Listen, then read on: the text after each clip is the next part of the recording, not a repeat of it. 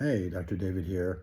And today I'd like to talk a little bit about how do we recapture or regain sober sex once we're in chemsex recovery. This is a huge issue for a lot of people because chemsex, as we've described elsewhere, really hijacks one's sex life. But I found there are some very specific steps that are useful in reintegrating affirming, healthy, pleasurable sex back into one's life in recovery. The first step, it sounds kind of obvious, but that is to stay sober, right? Oftentimes, sex produces all these triggers and cravings that cause us to relapse because we're not used to having sober sex.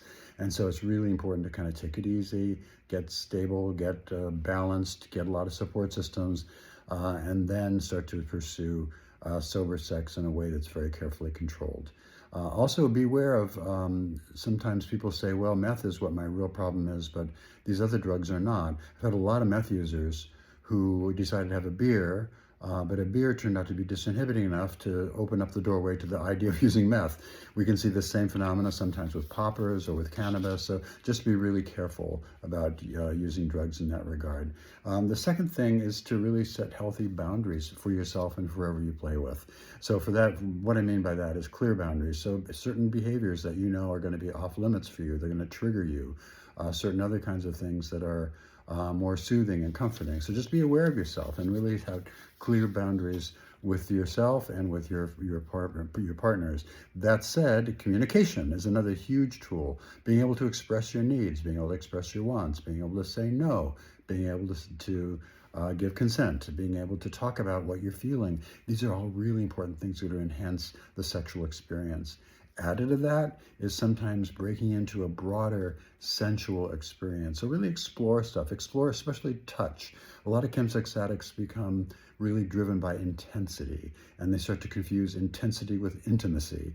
And certainly intimacy can be truly intense, but that's not the only flavor of intimacy, right? There's all kinds of other things, including touch, and other kinds of less intense kind of experiences, but equally pleasurable. I think some broadening the concept of what sex is and how we enjoy it, including all the senses, can be really useful.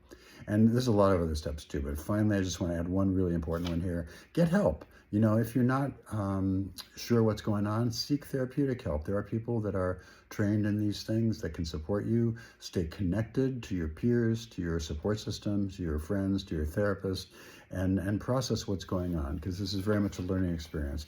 The issue with chemsex is to leave the chems behind, right? We leave the drugs outside, but we really invite sex back into our lives, but this time in a healthy way that doesn't trigger us or doesn't dissociate us or destroy us in some way. But it should be a affirming, wonderful, and fun experience. We'll talk more about this. Dr. David here signing out.